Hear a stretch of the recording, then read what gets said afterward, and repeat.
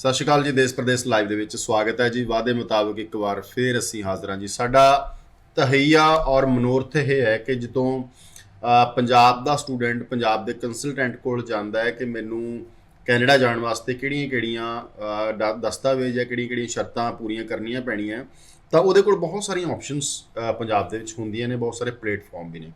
ਜਦੋਂ ਅਸੀਂ ਦੇਖਿਆ ਕਿ ਕੈਨੇਡਾ ਦੇ ਵਿੱਚ ਬੈਠੇ ਵਿਦਿਆਰਥੀਆਂ ਲਈ ਜਾਂ ਕੈਨੇਡਾ ਜਦੋਂ ਪਹੁੰਚਣ ਦੀ ਵਾਰੀ ਆਉਂਦੀ ਹੈ ਤਾਂ ਉਦੋਂ ਜਿਹੜੀਆਂ ਸਰਵਿਸਿਸ ਨੇ ਜਾਂ ਅਪਡੇਟਸ ਨੇ ਜਾਂ ਨਿਊਜ਼ ਨੇ, ਕੈਟਾਗਰੀਆਂ ਕਿਹੜੀਆਂ ਚੱਲ ਰਹੀਆਂ, ਕਿਹੜੀ ਦੇ ਵਿੱਚ ਕੀ ਡਾਕੂਮੈਂਟ ਕੈਨੇਡਾ ਦੇ ਵਿੱਚ ਲੱਗ ਰਹੇ ਨੇ, ਤਾਂ ਉਹ ਖਬਰਾਂ, ਉਹ ਜਾਣਕਾਰੀਆਂ ਸਾਡੇ ਤੱਕ ਘੱਟ ਪਹੁੰਚਦੀਆਂ ਨੇ। ਇਸੇ ਕਰਕੇ ਇੱਕ ਤਹਈਆ ਕੀਤਾ ਗਿਆ ਦੇਸ਼ ਪ੍ਰਦੇਸ਼ ਵੱਲੋਂ ਕਿ ਫਰਾਈਡੇ, ਸੈਟਰਡੇ ਤੇ ਸੰਡੇ ਕੈਨੇਡੀਅਨ ਕੰਪਨੀਆਂ ਨੂੰ ਸੱਦਾ ਦਿੱਤਾ ਜਾਇਆ ਕਰੂਗਾ, ਜਿਹੜੇ ਕਿ ਸਾਡੇ ਨਾਲ ਇਸ ਮੰਚ ਤੇ ਬੈਠਿਆ ਕਰਨਗੇ ਔਰ ਇਸ ਮੰਚ ਤੇ ਜਿੰਨੀ ਕੁ ਪੋਸੀਬਿਲਿਟੀ, ਜਿੰਨਾ ਚਿਰ ਲੋਕਡਾਊਨ ਦੇ ਵਿੱਚ ਇੱਥੇ ਬਹੁਤ ਸਾਰੀਆਂ ਕੰਪਨੀਆਂ ਆਈਆਂ ਹੋਈਆਂ ਉਹਨਾਂ ਚਿਰ ਅਸੀਂ ਲਾਭ ਉਠਾਵਾਂਗੇ। ਨਹੀਂ ਉਸ ਤੋਂ ਬਾਅਦ ਅਸੀਂ ਟਰਾਈ ਕਰਾਂਗੇ ਜੀ ਔਨਲਾਈਨ ਜਿਹੜਾ ਹੈਗਾ ਕੈਨੇਡਾ ਤੋਂ ਅਸੀਂ ਲਿਆ ਕਰਾਂਗੇ। ਸੋ ਇਹਦੇ ਵਿੱਚ 8 ਵਜੇ ਫਰਾਈਡੇ, ਸੈਟਰਡੇ, ਸੰਡੇ ਸਿਰਫ ਔਰ ਸਿਰਫ ਕੈਨੇਡੀਅਨ ਬੇਸਡ ICCRC ਮੈਂਬਰ ਹੀ ਸਾਡੇ ਨਾਲ ਜੁੜਿਆ ਕਰਨਗੇ, ਜਿਹੜੇ ਕਿ ਸਾਡੇ ਨਾਲ ਵਿਸ਼ੇਸ਼ ਤੌਰ ਤੇ PR ਦੀ ਜਾਣਕਾਰੀ, ਇਨਵੈਸਟਰਸ ਦੀ ਜਾਣਕਾਰੀ, ਐਂਟਰਪ੍ਰੈਨਿਓਰ ਦੀ ਜਾਣਕਾਰੀ, ਬਿਜ਼ਨਸ ਦੀ ਜਾਣਕਾਰੀ ਤੇ ਹੋਰ ਬਹੁਤ ਸਾਰੀਆਂ ਕੈਟਾਗਰੀ ਦੀ ਜਾਣਕਾਰੀ ਇਸ ਮੰਚ ਤੇ ਸਾਂਝੀ ਕਰਿਆ ਕਰਨਗੇ।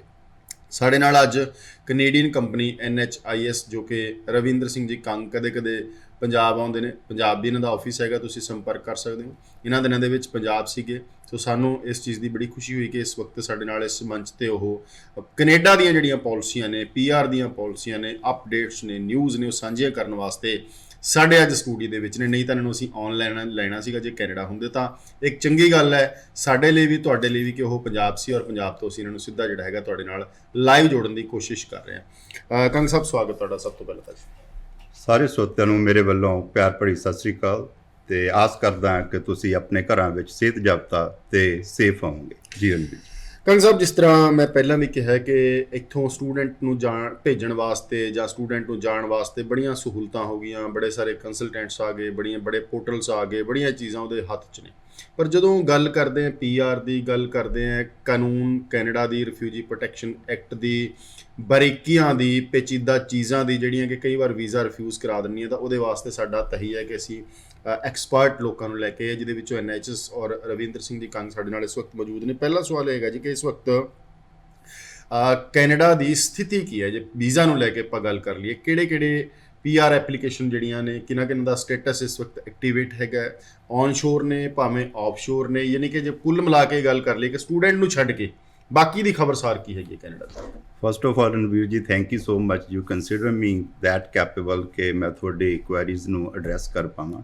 ਤੁਹਾਡਾ ਬਹੁਤ ਹੀ ਵਾਇਬਲ ਕੁਐਸਚਨ ਹੈ ਕਿ ਕਿਹੜੀਆਂ ਕੈਟੇਗਰੀਆਂ ਇਸ ਵੇਲੇ ਕੈਨੇਡੀਅਨ ਇਮੀਗ੍ਰੇਸ਼ਨ ਹੈ ਜਿਹੜੀਆਂ ਵਾ ਐਡਰੈਸ ਕਰ ਰਹੀ ਆ, ਐਕਸੈਪਟ ਕਰ ਰਹੀ ਆ, ਪ੍ਰੋਸੈਸ ਕਰ ਰਹੀ ਹੈਗੀ ਆ। ਦੇਖੋ, ਇਮੀਗ੍ਰੇਸ਼ਨ ਇੱਕ ਬਹੁਤ ਵਾਸਟ ਹੀ ਫੀਲਡ ਹੈਗਾ ਵਾ। ਦੇयर ਆਰ ਸੋ ਮੈਨੀ ਡਿਫਰੈਂਟ ਕੈਟੇਗਰੀਜ਼ ਤੇ ਕੈਨੇਡੀਅਨ ਇਮੀਗ੍ਰੇਸ਼ਨ ਨੂੰ ਵੀ ਕਰੰਟ ਕੋਵਿਡ ਸਿਚੁਏਸ਼ਨ ਨੂੰ ਦੇਖਦੇ ਹੋਏ ਪ੍ਰਾਇੋਰਟਾਈਜ਼ ਕਰਨਾ ਪੈਂਦਾ ਕਿ ਕਿਹੜੇ ਬੰਦਿਆਂ ਨੂੰ ਉਹ ਜਿਹੜੀ ਹੈਗੀ ਆ ਅਰਲੀਐਸਟ ਬੇਸ ਤੇ ਪ੍ਰੋਸੈਸ ਕਰੇ ਤਾਂ ਕਿ ਉਹਨਾਂ ਨੂੰ ਇਕਨੋਮਿਕ ਬੈਨੀਫਿਟ ਮਿਲ ਸਕੇ। ਜੇ ਆਪਾਂ ਗੱਲ ਕਰੀਏ ਇਸ ਟਾਈਮ ਤੇ ਕਰੰਟ ਸਿਚੁਏਸ਼ਨ ਕੀ ਚੱਲਦੀ ਪਈ ਹੈਗੀ ਆ ਇਨਸਾਈਡ ਜਾਂ ਆਊਟਸਾਈਡ ਕੈਨੇਡਾ, ਇਸ ਵੇਲੇ ਜੋ ਇਮੀਗ੍ਰੇਸ਼ਨ ਦਾ ਕਰੰਟ ਸਿਚੁਏਸ਼ਨ ਹੈਗੀ ਆ, they are prioritising the people who are inside Canada, ਜਿਨ੍ਹਾਂ ਦੀ ਐਪਲੀਕੇਸ਼ਨ ਇਨ ਪ੍ਰੋਸੈਸ ਹੈਗੀ ਆ, ਚਾਹੇ ਉਹ CEC ਹੋਵੇ, ਫੈਡਰਲ ਸਕਿੱਲ ਟ੍ਰੇਡ ਹੋਵੇ, PNP ਪ੍ਰੋਗਰਾਮ ਹੋਣ, ਉਹਨਾਂ ਨੂੰ ਪ੍ਰਾਇੋਰਟੀ ਬੇਸ ਦੇ ਉੱਤੇ ਪਰਮਾਨੈਂਟ ਰੈਜ਼ੀਡੈਂਸੀ ਦਿੱਤੀ ਜਾਵੇ ਤਾਂ ਕਿ ਉਹ ਕੈਨੇਡੀਅਨ ਇਕਨੋਮੀ ਵਿੱਚ ਪਾਰਟੀਸਪੇਟ ਕਰ ਪਾਉਣ। ਤੇ ਕਿਉਂਕਿ ਉਹ ਕਰਦੇ ਰਹੇ ਆ, ਕਿਉਂਕਿ they been living in Canada, study permit ਤੇ ਗਏ ਸੀ ਜਾਂ ਵਰਕ ਪਰਮਿਟ ਤੇ ਗਏ ਸੀ, ਆਲਰੇਡੀ ਉਹਨਾਂ ਦਾ ਇੰਟੈਂਟ ਕਲੀਅਰ ਹੈ। Yes they have a clear intention ਕਿ ਉਹ ਉੱਥੇ ਹੀ ਸੈਟਲ ਹੋਣਾ ਚਾਹੀਦੇ, ਜੇ ਚਾਹੁੰਦੇ ਆ ਉਹਨਾਂ ਦਾ ਲੌਂਗ ਟਰਮ ਪਲਾਨ ਉੱਥੇ ਸੈਟਲ ਹੋਣ ਦਾ ਹੈਗਾ ਵਾ। ਇਮੀਗ੍ਰੇਸ਼ਨ ਇਸ ਵੇਲੇ ਤਵੱਜੋ ਉਹਨਾਂ ਨੂੰ ਦੇ ਰਹੀ ਹੈ। ਨੰਬਰ 1 ਤਾਂ ਇਹ ਕਾਰਨ ਹੈ। ਨੰਬਰ 2 ਕਾਰਨ ਕੀ ਹੈਗਾ ਵਾ ਰਣਵੀਰ ਜੀ, ਜੇ ਕੋਈ ਬਾਹਰ ਤੋਂ ਬੰਦਾ ਉਹ ਲਿਆਉਣਗੇ, ਦੇਅਰ ਕੰਪਲਾਇੰਸ ਜਿਹੜਾ ਵਾ ਬਹੁਤ ਹਾਈ ਹੈਗਾ ਵਾ। ਉਹਨਾਂ ਦਾ ਕੋਵਿਡ ਦਾ ਟੈਸਟ ਹੋਣਾ, ਉਹਨਾਂ ਦੀ ਬਾਇਓਮੈਟ੍ਰਿਕਸ ਹੋਣੀ, ਬਟ ਜਿਹੜੇ ਕੈਨੇਡਾ 'ਚ ਇਨਸਾਈਡ ਨੇ ਉਹਨਾਂ ਤੋਂ ਇਹਨਾਂ 'ਚ ਕਈ ਚੀਜ਼ਾਂ ਨੂੰ ਐਗਜ਼ੈਂਪਸ਼ਨ ਮਿਲੀ ਹੋਈ ਹੈਗੀ ਆ ਤੇ ਗਵਰਨਮੈਂਟ ਚਾਹੁੰਦੀ ਆ ਕਿਉਂ ਨਾ ਬੰਦੇ ਜਿਹੜੇ ਇਨਸਾਈਡ ਕੈਨੇਡਾ ਨੇ ਉਹਨਾਂ ਨੂੰ ਪ੍ਰਾਇੋਰਟੀ ਬੇਸ ਤੇ PR ਦਿੱਤੀ ਜਾਵੇ। ਤੁਸੀਂ ਗੱਲ ਕੀਤੀ ਹੈਗੀ ਆ ਕਿ ਕਿਹੜੇ ਬੰਦੇ, ਇਹਦਾ ਮਤਲਬ ਇਹ ਨਹੀਂ ਕਿ ਜਿਹੜੇ ਆਊਟਸਾਈਡ ਕੈਨੇਡਾ ਬੰਦੇ ਬੈਠੇ ਹੈਗੇ ਉਹਨਾਂ ਦੀ ਐਪਲੀਕੇਸ਼ਨਾਂ ਪ੍ਰੋਸੈਸ ਨਹੀਂ ਹੋ ਰਹੀਆਂ। ਕੈਨੇਡੀਅਨ ਇਮੀਗ੍ਰੇਸ਼ਨ ਦੀ ਫੈਮਿਲੀ ਰੀਯੂਨੀਫਿਕੇਸ਼ਨ ਪਾਲਿਸੀ ਜਿਹੜੀ ਆ ਸਭ ਤੋਂ ਬੈਸਟ ਆ। ਇਹਨੂੰ ਕਿਸੇ ਨੇ ਬੀਟ ਤਾਂ ਕੀ ਕਰਨਾ, ਮੀਟ ਵੀ ਨਹੀਂ ਕਰਦੀ।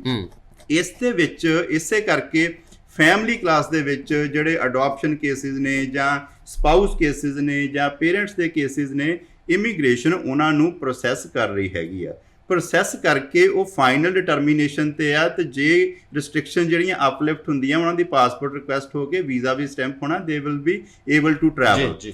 ਅਗਲੀ ਕੈਟੇਗਰੀ ਹੈਗੀ ਆ ਜਿਵੇਂ ਆਊਟਸਾਈਡ ਕੈਨੇਡਾ ਆਪਾਂ ਗੱਲ ਕਰਦੇ, ਕਿਹੜੀਆਂ ਕੈਟੇਗਰੀਆਂ ਜਿਹੜੀਆਂ ਹੈਗੀਆਂ ਵਾ ਉਹ ਇਨ ਪ੍ਰੋਸੈਸ ਨੇ। ਫੈਡਰਲ ਸਕਿਲਡ ਵਰਕਰ ਕੈਟੇਗਰੀ ਹੋ ਗਈ, ਫੈਡਰਲ ਸਕਿਲਡ ਟ੍ਰੇਡ ਹੋ ਗਈ, PNP ਪ੍ਰੋਗਰਾਮਸ ਨੇ। ਇਹਨਾਂ ਦਾ ਆਫਸ਼ੋਰ ਨਿਕਲ ਰਿਹਾ ਡਰਾ?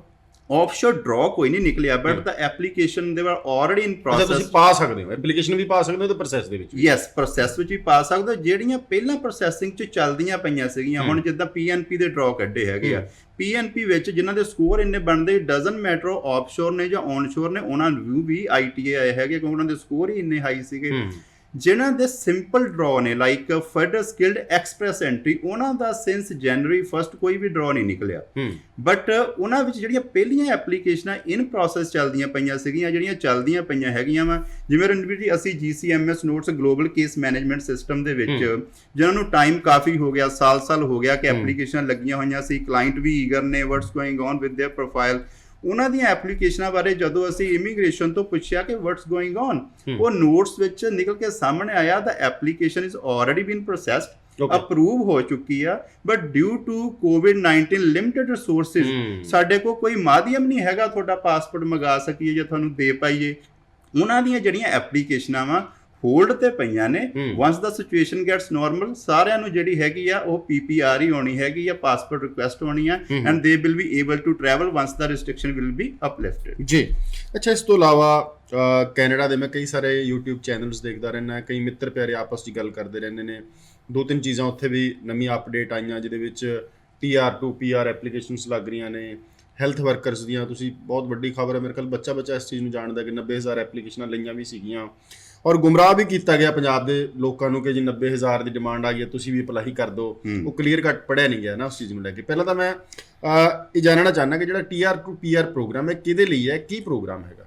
ਬਿਲਕੁਲ Ranveer ji, it's a really informative thing for the people inside or outside. ਪਹਿਲੀ ਤਾਂ ਇਹ ਗੱਲ ਹੈਗੀ ਆ, ਇਹ ਉਹਨਾਂ ਲਈ ਆ ਦਾ people who are inside Canada.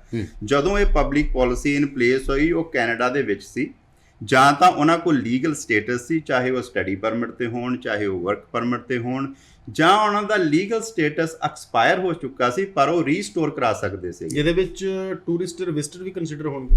ਨਹੀਂ, ਇਹਦੇ ਵਿੱਚ ਜਿਹੜੇ ਹੈਗੇ 3 ਡਿਫਰੈਂਟ ਕੈਟੇਗਰੀ ਉਹਨਾਂ ਨੇ ਬਣਾਈਆਂ ਇਸ ਪਬਲਿਕ ਪਾਲਿਸੀ TR2 PR ਦੇ ਵਿੱਚ। 3 ਸਟਰੀਮ ਸੀਗੀਆਂ। ਪਹਿਲੀ ਕੀ ਹੈਗੀ ਆ, ਹੈਲਥ ਕੇਅਰ ਵਰਕਰਸ, ਜਿਹੜੇ ਕਿ ਟੈਂਪਰੇਰੀ ਕੈਨੇਡਾ ਦੇ ਵਿੱਚ ਕੰਮ ਕਰਦੇ ਪਏ ਹੈਗੇ, ਚਾਹੇ ਉਹ ਵਰਕ ਪਰਮਿਟ ਤੇ ਗਏ, ਚਾਹੇ ਉਹ ਸਟੂਡੈਂਟ ਸੀਗੇ ਪੋਸਟ ਸਟੱਡੀ, ਉਹ ਜਿਹੜੇ ਹੈਲਥ ਕੇਅਰ ਦੇ ਵਿੱਚ ਕੰਮ ਕਰਦੇ ਪਏ ਆ, ਉਹ ਕੰਸੀਡਰ ਹੋਣਗੇ। ਤੇ ਉਹਨਾਂ ਕੋਲ ਘੱਟੋ ਘੱਟ 1 ਸਾਲ ਦਾ ਵਰਕ ਐਕਸਪੀਰੀਅੰਸ ਹੋਣਾ ਜ਼ਰੂਰੀ ਸੀ।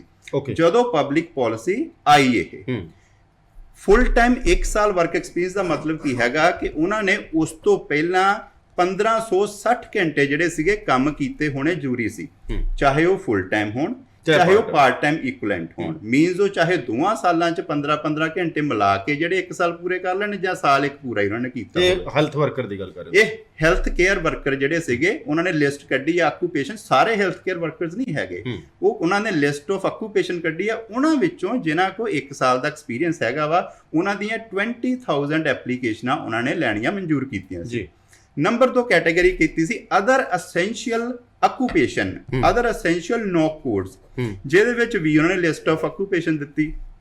ਉਹ 'ਚ ਵੀ ਉਹਨਾਂ ਨੇ ਇਹੀ ਕਿਹਾ, ਜੇ ਤੁਹਾਡੇ ਕੋ ਉਹਨਾਂ ਨੌਕ ਕੋਡ ਦੇ ਵਿੱਚ ਚਾਹੇ ਇੱਕੋ ਆਕੂਪੇਸ਼ਨ 'ਚ 1 ਸਾਲ ਦਾ ਐਕਸਪੀਰੀਅੰਸ ਹੈਗਾ, ਚਾਹੇ ਉਹਨਾਂ ਆਕੂਪੇਸ਼ਨ 'ਚ ਦੋਵਾਂ ਨੂੰ ਮਿਲਾ ਕੇ, ਮੀਨਸ ਕਿ ਉਹਦੇ 'ਚ ਲਿਸਟ ਆਫ ਆਕੂਪੇਸ਼ਨ ਹੈਗੀ ਆ, ਉਹਨਾਂ ਆਕੂਪੇਸ਼ਨ ਦੇ ਵਿੱਚੋਂ ਦੋਵਾਂ ਨੂੰ ਮਿਲਾ ਕੇ ਵੀ ਜੇ ਤੁਸੀਂ 1560 ਘੰਟੇ ਪੂਰੇ ਕਰਦੇ ਹੋ ਤਾਂ ਵੀ ਤੁਸੀਂ ਐਲੀਜੀਬਲ ਹੋ, ਜੇ ਤੁਹਾਡੇ ਉਹ ਦੋਵੇਂ ਨੌਕ ਕੋਡ ਉਸ ਲਿਸਟ 'ਚ ਆਉਂਦੇ ਆ।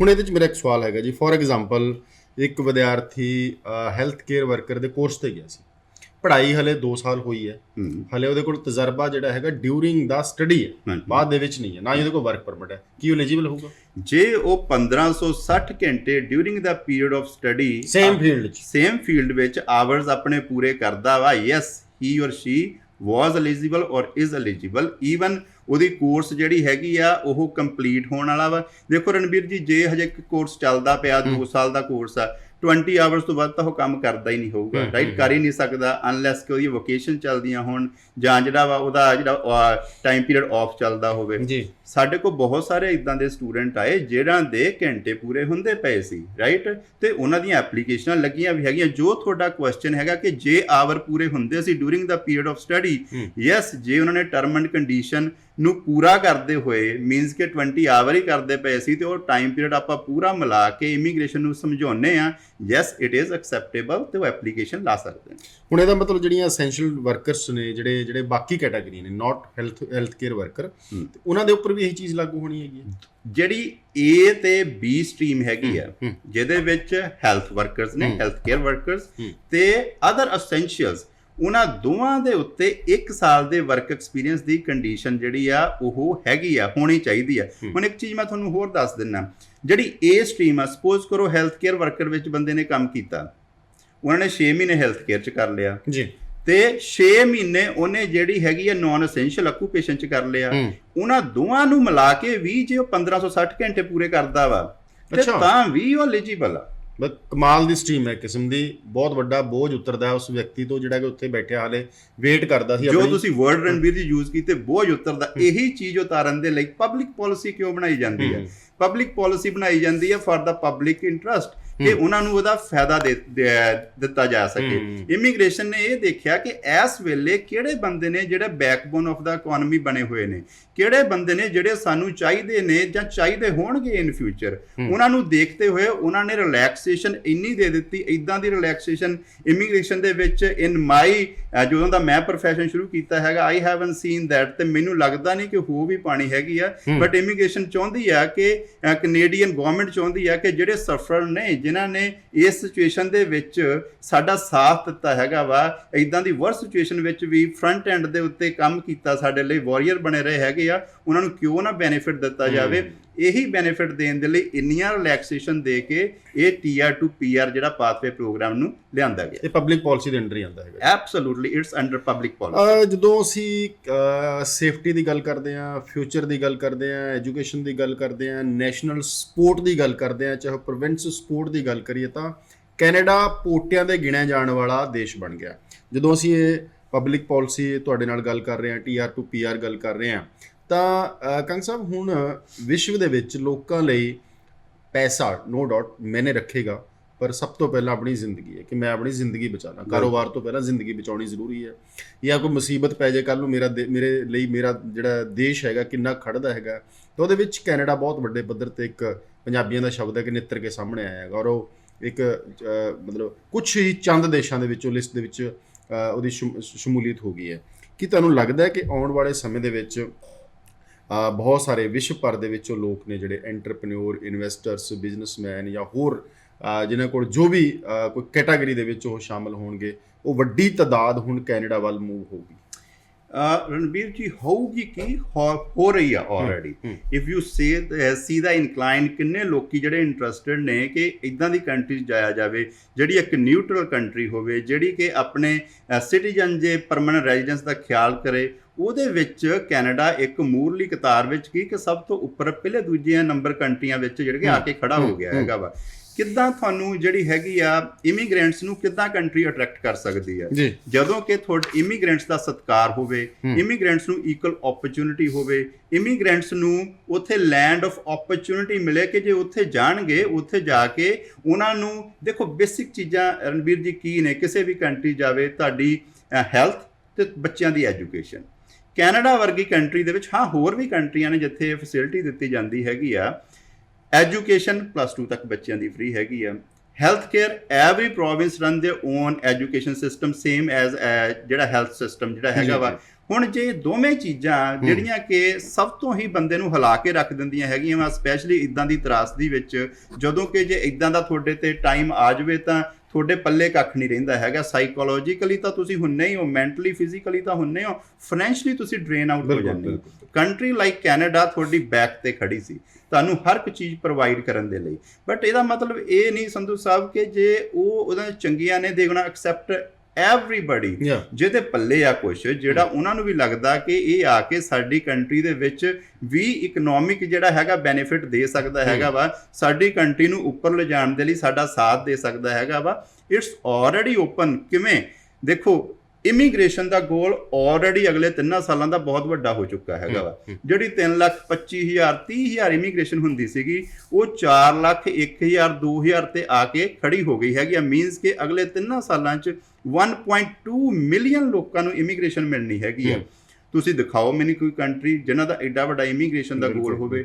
ਉਹ ਇਮੀਗ੍ਰੇਸ਼ਨ ਨੇ ਵੀ ਇਸ ਨੂੰ ਸੋਚ ਸਮਝ ਕੇ ਹੀ ਕੀਤਾ ਹੈਗਾ ਕਿ they also want the people. ਦੇਖੋ Canada is a big country, 3 times bigger than India, it's a second largest country after USA, ਤੇ ਸਾਰੀ ਹੀ ਕੰਟਰੀ ਲਿਵੇਬਲ ਹੈਗੀ ਆ। ਜਿਹਦੇ ਕੁਝ ਪੱਲੇ ਹੋਊਗਾ, ਜਿਹੜਾ ਉਸ ਕੰਟਰੀ ਨੂੰ ਦਿਖਾ ਪਾਊਗਾ ਕਿ ਅਸੀਂ ਤੁਹਾਡੇ ਨਾਲ ਖੜੇ ਹੋਵਾਂਗੇ, ਅਸੀਂ ਕੰਟਰੀਬਿਊਟ ਕਰ ਸਕਦੇ ਹਾਂ, ਉਹ ਕੰਟਰੀ ਉਹਨਾਂ ਨੂੰ ਜ਼ਰੂਰ ਵੈਲਕਮ ਕਰੂਗੀ, ਉਹਨਾਂ ਨੂੰ ਗਲਵੱਕੜੀ ਚਲੋ। ਕੁਝ ਸਮਾਂ ਪਹਿਲਾਂ ਫੈਡਰਲ ਇਨਵੈਸਟਰਸ, ਬਿਜ਼ਨਸਮੈਨ, ਐਂਟਰਪ੍ਰੈਨਿਓਰ ਲਈ ਬੜੀਆਂ ਵਧੀਆ ਪਾਲਿਸੀਆਂ ਸੀਗੀਆਂ ਜਿਹੜੀਆਂ ਕਿ ਪੋਜੀਸ਼ਨ ਟਾਈਟ ਹੋ ਕੇ ਜਾਂ ਘਟਾ ਕੇ ਹੁਣ ਜਿਹੜੇ ਰਾਈਟਸ ਨੇ ਜਾਂ ਪਾਲਿਸੀਆਂ ਨੇ ਉਹ PNP ਕੋਲ ਚਲੀ ਗਈਆਂ।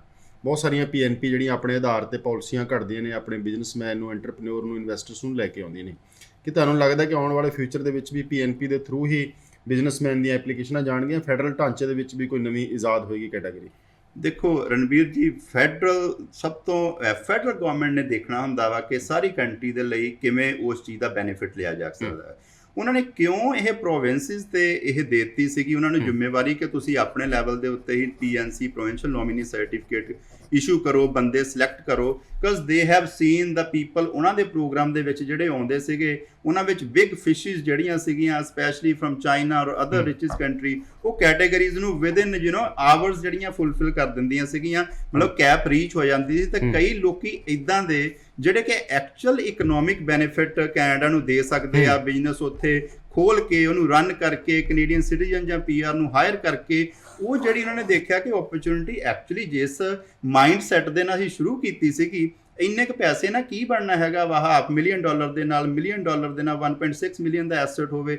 ਉਹ ਕਹਿੰਦੇ ਸਾਨੂੰ ਮੇਨ ਬੈਨੀਫਿਟ ਕਿੱਥੇ ਹੈਗਾ, ਜੇ ਕੋਈ ਇਨਵੈਸਟਰ ਆਉਂਦਾ ਹੈਗਾ ਉਹ ਆਪਣਾ ਬਿਜ਼ਨਸ ਖੋਲੇ, ਉਹਨੂੰ ਆਪਰੇਟ ਕਰੇ, ਜਿਹਦੇ ਨਾਲ ਸਾਡੀ ਕੰਟਰੀ ਨੂੰ ਲੌਂਗ ਟਰਮ ਜਿਹੜੀ ਇਕਨੋਮੀ ਨੂੰ ਬੈਨੀਫਿਟ ਮਿਲੇ। ਲੌਂਗ ਟਰਮ ਇਕਨੋਮੀ ਨੂੰ ਐਕਟੀਵਿਟੀ ਤਾਂ ਹੁੰਦੀ ਹੈ ਨਾ, ਕੋਈ EMPLOYE ਰੱਖਿਆ, ਉਹਨੇ ਸਮਾਨ ਖਰੀਦਿਆ, ਉਹਦੀ ਜਿਹੜੀ ਕਰੰਸੀ ਹੈ ਇੱਧਰ ਤੋਂ ਉੱਧਰ ਹੋਈ, ਨਹੀਂ ਤਾਂ ਇਨਵੈਸਟਰਸ ਕੀ ਉਹਨੇ ਜਮ੍ਹਾਂ ਕਰਾਈ, ਤੇ ਸਾਰਾ ਪੈਸਿਵ ਸਿਸਟਮ। ਤੁਸੀਂ ਬਿਲਕੁਲ ਸਹੀ ਕਹਿ ਰਹੇ ਹੋ। ਇਸੇ ਕਰਕੇ ਉਹਨਾਂ ਦਾ ਕੀ ਹੈਗਾ ਕਿ ਜਿਹੜੀ ਇਨਵੈਸਟਮੈਂਟ ਹੋਵੇ ਉਹ ਇੱਕ ਪੈਸਿਵ ਇਨਵੈਸਟਮੈਂਟ ਨਹੀਂ ਹੋਣੀ ਚਾਹੀਦੀ। ਪੈਸਿਵ ਮੀਨ ਜਿੱਦਾਂ ਤੁਸੀਂ ਹੁਣੇ ਕਿਹਾ, ਪੈਸੇ ਲਾਏ, ਪੈਸੇ ਦਿੱਤੇ, ਤੁਸੀਂ ਉਹ ਆਪਰੇਟ ਕੀਤਾ ਨਹੀਂ ਹੈਗਾ, ਉਸ ਪੈਸੇ ਦਾ ਏਡੀ ਵੱਡੀ ਕੰਟਰੀ ਨੂੰ ਛੋਟੀ ਜਿਹੀ ਮਨੀ ਨਾਲ ਕੋਈ ਬੈਨੀਫਿਟ ਨਹੀਂ ਹੋਇਆ। ਇਸੇ ਕਰਕੇ ਉਹਨਾਂ ਨੇ ਪ੍ਰੋਵਿੰਸਿਸ ਨੂੰ ਕਿਹਾ ਇਦਾਂ ਦੇ ਕੈਂਡੀਡੇਟ ਜਿਹੜੇ ਹੈਗੇ ਆ ਤੁਸੀਂ ਸਿਲੈਕਟ ਕਰੋ, ਜਿਹੜੇ ਕਿ ਐਕਚੁਅਲੀ ਉਹ ਮਨੀ ਭਾਵੇਂ ਘੱਟ ਹੀ ਹੋਵੇ ਬਟ ਉਸ ਮਨੀ ਦੇ ਜਿਹੜੇ ਹੈਗੇ ਆ ਸਿੱਟੇ ਜਿਹੜੇ ਆ ਵਧੀਆ ਨਿਕਲਣ। ਮੀਨਸ ਕਿ ਉੱਥੇ ਬੰਦਿਆਂ ਦੀ ਹਾਇਰਿੰਗ ਹੋਵੇ, ਇੰਪੋਰਟ ਐਕਸਪੋਰਟ ਵਧੇ, ਉਸ ਸਪੈਸੀਫਿਕ ਏਰੀਏ ਨੂੰ ਇਕਨੋਮੀ ਦਾ ਜਿਹੜਾ ਫਾਇਦਾ ਹੋਵੇ। ਇਸੇ ਹੀ ਕਰਕੇ ਪ੍ਰੋਵਿੰਸਿਸ ਨੂੰ ਉਹਨਾਂ ਨੇ ਰਾਈਟ ਦਿੱਤੇ ਆ। ਮੈਨੂੰ ਲੱਗਦਾ ਕਿ ਕੰਟੀਨਿਊ ਰਹੂਗੀ। ਹੋ ਸਕਦਾ ਵਾ ਕਿ ਕਰੰਟ ਸਿਚੁਏਸ਼ਨ ਨੂੰ ਦੇਖਦੇ ਹੋਏ ਹੋਰ ਇਕਨੋਮਿਕ ਸਿਚੁਏਸ਼ਨ ਨੂੰ ਬੈਟਰ ਕਰਨ ਦੇ ਲਈ ਕੈਨੇਡੀਅਨ ਗਵਰਨਮੈਂਟ ਆਪਣਾ ਫੈਡਰਲ ਦਾ ਵੀ ਕੋਈ ਨਵੀਂ ਕੈਟੇਗਰੀ ਲੈ ਕੇ ਆ ਜਾਵੇ, ਜੋ ਕਿ ਨਵੀਆਂ ਕੈਟੇਗਰੀਜ਼ ਹੁਣ ਨਿਕਲ ਰਹੀਆਂ ਨੇ, ਤੁਸੀਂ ਦੇਖਦੇ ਪਏ ਹੋ, which we never seen in the past, ਜਿਹੜੀਆਂ ਕਿ ਨਵੀਆਂ ਕੈਟੇਗਰੀਆਂ ਇਹਨਾਂ ਨੇ ਸਟਾਰਟ ਕੀਤੀਆਂ specially under public policy. Public policy ਮਤਲਬ ਇਹ ਨਹੀਂ ਹੁੰਦਾ ਕਿ ਕੰਟੀਨਿਊ ਹੀ ਰਹਿਣੀ ਹੈਗੀ ਆ, ਇਹ ਪਬਲਿਕ ਇੰਟਰਸਟ ਨੂੰ ਦੇਖਦੇ ਹੋਏ ਲਿਆਂਦੀ ਜਾਂਦੀ ਹੈ ਕਿ ਇਸ ਟਾਈਮ ਤੇ ਸਾਨੂੰ ਕਿੱਦਾਂ ਦੇ ਬੰਦਿਆਂ ਦੀ ਜ਼ਰੂਰਤ ਹੈਗੀ ਆ, ਕਿਵੇਂ ਕੰਟਰੀ ਨੂੰ ਅਸੀਂ ਪੈਰਾਂ ਤੇ ਲਿਆ ਸਕਦੇ ਹੈਗੇ ਆ। But answering to your question, ਕੀ ਫੈਡਰਲ ਆਪਣਾ ਪ੍ਰੋਗਰਾਮ ਲਿਆ ਸਕਦਾ? ਬਿਲਕੁਲ ਲਿਆ ਸਕਦਾ, ਬਟ ਪ੍ਰੋਵਿੰਸਿਸ ਦੇ ਪ੍ਰੋਗਰਾਮ ਕੰਟੀਨਿਊ ਰਹਿਣਗੇ। ਅਗਲੇ ਸ਼ੋਅ ਦੇ ਵਿੱਚ ਅਸੀਂ ਕੰਗ ਸਾਹਿਬ ਨੂੰ ਫਿਰ ਸੱਦਾ ਦੇਵਾਂਗੇ, ਲਾਈਵ ਇਹਨਾਂ ਦੇ ਨਾਲ ਜੁੜਾਂਗੇ, ਜਿਹਦੇ ਵਿੱਚ ਅਸੀਂ 2 ਸਵਾਲ ਪੁੱਛਾਂਗੇ। ਜਿਹੜਾ ਵਿਦਿਆਰਥੀ ਜਾ ਰਿਹਾ ਹੈ ਕਿ ਇਹ ਕੈਨੇਡਾ ਜਾਣ ਦਾ ਸਿਸਟਮ ਠੀਕ ਹੈ? ਬਿਲਕੁਲ ਵੀਜ਼ਾ ਲਈ ਠੀਕ ਹੋ ਸਕਦਾ ਹੈ, ਸਾਰੇ ਕੰਸਲਟੈਂਟਸ ਚੰਗੇ ਨੇ, ਵੀਜ਼ਾ ਲਵਾ ਰਹੇ ਨੇ, ਪਰ ਕੀ ਆਉਣ ਵਾਲੇ ਸਮੇਂ ਦੇ ਵਿੱਚ ਜੋ ਪਾਲਿਸੀਆਂ ਚੇਂਜ ਹੋਣੀਆਂ ਉਹ ਅਸੀਂ ਕੈਟਾਗਰੀਆਂ, ਕੋਰਸ, ਕਾਲਜ, ਪ੍ਰੋਵਿੰਸ ਜਾਂ ਤਰੀਕਾ ਸਾਡਾ ਸਹੀ ਹੈ ਪੱਕੇ ਹੋਣ ਦਾ? ਇਹ ਤਾਂ ਨਹੀਂ ਕਿ ਅਸੀਂ ਚਲੇ ਜਾਈਏ ਫਿਰ ਉੱਥੇ ਵਿੱਚ ਵਿਚਾਲੇ ਲਟਕਦੇ ਰਹੀਏ। ਸੋ ਕੈਨੇਡਾ ਦੇ ਵਿੱਚ ਜਿਹੜਾ ਸਟੂਡੈਂਟ ਜਾ ਰਿਹਾ ਉਹਦੀ PR ਕਿਵੇਂ ਹੋਣੀ, ਉਹਦੀ ਪਾਲਿਸੀ ਕੀ ਰਹੇਗੀ, ਇਹਦੇ ਬਾਰੇ। ਤੇ ਬਹੁਤ ਸਾਰੇ ਐਪਲੀਕੈਂਟਸ ਐਸੇ ਨੇ ਪੰਜਾਬ ਦੇ ਵਿੱਚ ਜਿਹੜੇ ਫੈਡਰਲ ਸਕਿਲਡ ਵਰਕਰ ਟ੍ਰੇਡ ਦੇ ਵਿੱਚ ਫਿੱਟ ਨਹੀਂ ਹੁੰਦੇ, ਉਮਰ 40-40 ਸਾਲ ਹੋ ਗਈ ਹੈ ਬਟ ਜਾਣਾ ਚਾਹੁੰਦੇ ਨੇ, ਉਹਨਾਂ ਵਾਸਤੇ ਪਾਲਿਸੀਆਂ ਕਿਹੜੀ ਪ੍ਰੋਵਿੰਸਸ ਦੇ ਵਿੱਚ ਇਸ ਵਕਤ ਸਾਡੇ ਫੇਵਰ ਦੇ ਵਿੱਚ ਨੇ, ਇਹਦੇ ਬਾਰੇ ਚਰਚਾ ਕਰਾਂਗੇ। ਕੰਗ ਸਾਹਿਬ, ਇਹ 2 ਟੌਪਿਕ ਅਗਲੇ ਵਾਰ ਲੈ ਕੇ ਆਵਾਂਗੇ। ਅੱਜ ਦੇ ਸ਼ੋਅ ਵਾਸਤੇ ਕੁਝ ਤੁਹਾਡੇ ਵੱਲੋਂ ਖਾਸ ਮੈਸੇਜ ਸਾਡੇ ਐਪਲੀਕੈਂਟਸ ਲਈ? ਮੈਸੇਜ ਰਣਵੀਰ ਜੀ ਉਹੀ ਆ ਮੇਰਾ, ਜੋ ਕਰੰਟ ਟ੍ਰੈਂਡ ਚੱਲਦਾ ਪਿਆ ਹੈਗਾ, ਜਿੱਥੋਂ ਆਪਾਂ ਸ਼ੋਅ ਸ਼ੁਰੂ ਕੀਤਾ ਸੀਗਾ। ਹਰ ਇੱਕ ਐਪਲੀਕੈਂਟ ਨੂੰ, ਸਟੂਡੈਂਟ ਨੂੰ, ਜਾਂ ਹੁਣ ਵਰਕ ਪਰਮਿਟ ਤੇ ਆ ਗਿਆ ਹੈਗਾ ਵਾ, ਉਹਨੂੰ ਆਪਣੀ ਇੱਕ ਕਰੰਟ ਸਿਚੁਏਸ਼ਨ ਭਾਫ ਲੈਣੀ ਚਾਹੀਦੀ ਆ, ਕਿਉਂਕਿ ਪਬਲਿਕ ਪਾਲਿਸੀ ਹਜੇ ਵੀ ਇਹ 'ਚ ਕੈਟੇਗਰੀਜ਼ ਜਿਹੜੀਆਂ ਐਪਲੀਕੇਸ਼ਨਾਂ ਕੈਪ ਪੂਰੀ ਨਹੀਂ ਹੋਈ ਤੇ ਓਪਨ ਵੀ ਹੋਊਗੀ। ਕਿਉਂਕਿ ਮੈਂ ਪਰਸਨਲੀ ਆਪਣਾ ਦੱਸ ਦਿੰਦਾ, ਜਿਨ੍ਹਾਂ 'ਚ ਅਸੀਂ PR to TR international student stream ਦੀਆਂ ਲਾਈਆਂ ਸੀਗੀਆਂ ਐਪਲੀਕੇਸ਼ਨਾਂ, ਉਹਨਾਂ 'ਚੋਂ ਕਈ ਬੱਚਿਆਂ ਦਾ CEC ਦੇ ਵਿੱਚ ਜਿਹੜਾ ਹੈਗਾ ਡਰॉ 'ਚ ITA ਆ ਗਿਆ ਹੈਗਾ, ਤੇ ਉਹ ਕਹਿੰਦੇ ਆ ਕਿ sir we want to move to that category, ਹੋ ਕੇ ਸਾਨੂੰ ਇਹ 'ਚ ਪਤਾ ਫਾਸਟ ਹੋ ਜਾਣੀ ਹੈਗੀ ਆ। ਮੀਨਸ ਕਿ ਕੈਪਿੰਗ ਜਿਹੜੀ ਰੀਚ ਹੋ ਵੀ ਚੁੱਕੀ ਆ, ਮੈਨੂੰ ਲੱਗਦਾ ਹੋਰ ਓਪਨ ਸਾਡੇ ਲਈ ਸਪੋਟ ਆ ਸਕਦੇ ਆ। ਬੀ ਰੈਡੀ, ਆਪਣੀ ਐਪਲੀਕੇਸ਼ਨ ਨੂੰ ਇਵੈਲੂਏਟ ਕਰਾਓ ਕਿ ਕੀ ਤੁਸੀਂ ਐਲੀਜੀਬਲ ਹੋ, ਤਾਂ ਕਿ ਸ਼ਾਰਟ ਟਰਮ ਪਾਲਿਸੀ ਦਾ ਤੁਸੀਂ ਬੈਨੀਫਿਟ ਲੈ ਸਕੋ। ਬਾਕੀ ਸੰਤ ਸਾਹਿਬ, thank you so much, thanks for inviting ਮੀ। ਤੁਹਾਡਾ ਬਹੁਤ ਬਹੁਤ ਧੰਨਵਾਦ। ਬਹੁਤ ਸ਼ੁਕਰੀਆ ਜੀ ਤੁਹਾਡਾ ਵੀ ਅੱਛੀ ਜਾਣਕਾਰੀ ਸਾਂਝੀ ਕਰਨ ਵਾਸਤੇ। ਔਰ ਅਗਲੇ ਹਫਤੇ ਅਸੀਂ ਜੀ ਕੈਨੇਡਾ ਜਿਹੜੇ ਸਟੂਡੈਂਟ ਜਾ ਰਹੇ ਨੇ ਕਿਹੜੀ ਚੀਜ਼ ਦਾ ਧਿਆਨ ਰੱਖਣ ਤਾਂ ਕਿ PR ਦੀ ਜਿਹੜੀ ਇੱਕ ਲਾਈਨ ਹੈ ਉਹ 'ਚ ਜਲਦੀ ਲੱਗ ਸਕਣ। ਇਸ ਤੋਂ ਇਲਾਵਾ 30 40 35 45 ਸਾਲ ਦੇ ਵਿਅਕਤੀ ਜਿਨ੍ਹਾਂ ਕੋਲ ਤਜਰਬਾ ਹੈ, ਕਾਰੋਬਾਰ ਹੈ, ਬਿਜ਼ਨਸ ਹੈ, ਪੈਸਾ ਹੈਗਾ, ਉਹ ਕਿਵੇਂ ਕੈਨੇਡਾ 'ਚ ਕਿਹੜੀ ਕੈਟਾਗਰੀ 'ਚ ਕਿਹੜੀ ਪ੍ਰੋਵਿੰਸ ਦੇ ਵਿੱਚ ਮੂਵ ਹੋ ਸਕਣਗੇ। ਅਗਲੇ ਹਫਤੇ ਗੱਲਾਂ ਲੈ ਕੇ ਹਾਜ਼ਰ ਹੋਵਾਂਗੇ। ਆਪਣੇ ਦੋਸਤ ਰਣਵੀਰ ਸਿੰਘ ਨੂੰ ਅੱਗੇ ਦਿਓ। ਧੰਨਵਾਦ। ਸਤਿ ਸ਼੍ਰੀ ਅਕਾਲ।